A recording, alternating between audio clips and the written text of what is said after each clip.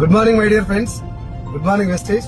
20 సంవత్సరాలు చదువుకొని ఏదో ఒక జాబ్ వచ్చిన తర్వాత మన చదువుకు సంబంధం లేనటువంటి జాబ్ చేసుకుంటూ కేవలం ఫ్యామిలీని పోషించడం కోసమే జాబ్ చేసుకుంటూ మనకున్నటువంటి కళల్ని మొత్తం నిర్వీర్యం చేసుకొని ఇక మన బతికింతే అని చెప్పి ఈఎంఐల ఊబిలో కూరుకుపోయినటువంటి నాలాంటి చాలా మంది జీవితాల్లో వెస్టీజ్ లాంటి ఒక ఆపర్చునిటీ వచ్చిన తర్వాత 45 సంవత్సరాలు నేను జాబ్ కోసం కష్టపడడానికి సిద్ధపడ్డా.